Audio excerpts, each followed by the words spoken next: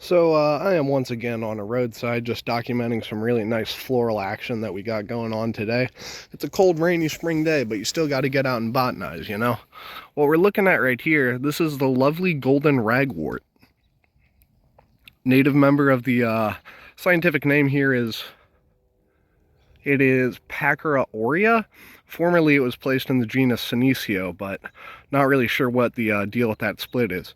But anyways, the reason I stopped for this plant in particular is to give a nice demo on the Aster's floral morphology, because it's a really cool flower, essentially. So what you've got here, right here, is a composite array of flowers. So what does that mean? That means that it's one flowering unit made up of smaller individual flowers, basically. Okay, so you've got two sorts of flowers in the aster as a possibility. You've got your disc flowers, which are the ones at the center of the flower, those ones that just look like little dots right now because they haven't opened up. Not all the way yet, at least. And then you've got the ray florets. Those are the ones on the exterior. If you ever, like, picked the petals off a daisy to find out if someone loves you or not, that's what you're playing with. You're playing with the ray florets. So there you go. But an interesting note about the aster floral morphology is that it is somewhat variable. You get asters that have only disc florets, like a liatris or a hastiola. I'll put up some pictures of those in a second so you can kind of visualize that. You can get stuff that only has the ray florets, like for example, I'm sure if I looked hard enough I could find a Taraxacum, a common dandelion. But yeah, so there you go. Just some brief notes about the aster floral morphology and stuff like that. The floral head is called a capitula, I believe, the full unit, and it is subtended, of course, by bracts. As you can see right there, those nice purple bracts. So this is an absolutely beautiful plant, a dweller of the wetlands. I'm in part of the Great Marsh today.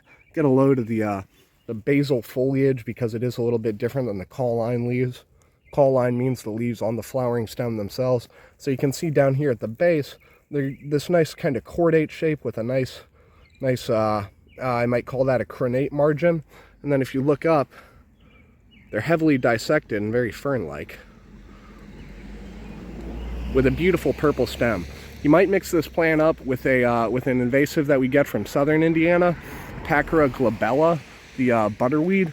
But a really easy distinguishing way that you can easy way to distinguish the two species is to give them what I like to call the pinch test on the stem. You see how nothing happens when I do this? That's because the stem is nice and solid in Pachyra aurea. If this were Pachyra glabella, the stem would snap because it's hollow. So that's how you can distinguish your the native and the invasive Pachyra. We do get a couple other species of native Pachyras, like I've ran into like Pachyra paupercula before, which is a pretty one. Found that in the sand prairie. But that's beside the point. Anyway, so remember, the aster floral morphology and how to distinguish this one from the invasive. Have a great day. So this right here, this is the invasive Pachyra, the Pachyra glabella. As you can see, the leaves are a little bit different. This plant also typically gets a bit taller than our native Pachyras do. And again, we'll give it the pinch test. Did you hear that nice little click? Actually, hang on. This is invasive, so I get to do this. As you can see, a nice hollow stem there. So we'll just dig this out of the marsh and call it good. There's a plant out here that I actually wanted to show you guys that wasn't invasive junk. There we go.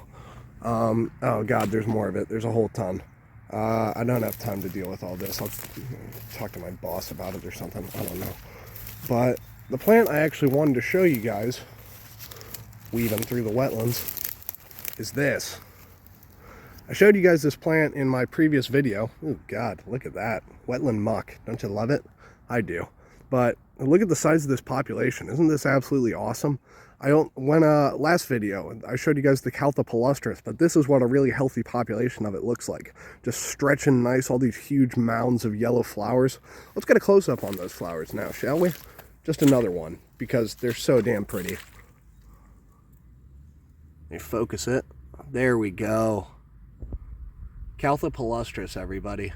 the marsh marigold, but I call it the marsh buttercup just for the hell of it. Piss someone off maybe, I don't know. This one's actually developing fruit at the moment. You can see right there, those are little seed pods. And that's why these petals are turning white. These are a little bit past prime actually. So we'll just walk over. We got some Symplocarpus foetidus. Me personally, I actually nominate Symplocarpus foetidus to be Indiana's state flower. It's got a really cool flower, really cool plant, super badass. But you don't want to hear me just rant about that because I could do it for a while probably. But anyways, what else I was gonna tell? Oh, I was gonna show you guys that one too. This little guy. Can you tell what family it's in? If you're thinking the mustard family, you're right on the money. This is another species of cardamine. This is Cardamine bulbosa, the spring crest they call this one. Looks kind of similar to Cardamine douglasii. However, the flower color is usually different, and the leaves won't have that purple blush at the base that you get with Cardamine douglasii. It's a cute little dainty wildflower, isn't it? Of course, you can see the sepals at the base, the nice long white petals, and then on the interior, of course, your reproductive whorls, your staminate and pistillate flowers. Nice little discussion on floral anatomy today, I guess we're doing. But look at all that marsh marigold. Now, I wish I could report that this wetland was perfectly fine. However, it does appear to be being invaded by the primarily, or the most problematic invader that I can see. Well, there's reed canary grass out here as well, which is a pretty bad one. But this one, this is, I believe this is the invasive ulmus, judging from this leaf shape and its kind of seemingly aggressive nature. It's kind of creeping in from the wood line, which I don't like. Because, of course, being an invasive species, it's going to probably choke out all this wonderful marsh marigold, which would be an absolute tragedy. It would do that to the skunk cabbage, to all the native flora, and then you got a monoculture without any biodiversity, which doesn't really provide ecosystem services, and then you're kind of screwed a little bit. So maybe a little bit bleak there, but I don't know. Just take in all those yellow flowers. That'll make you feel better. Anyways, have a good one for real this time.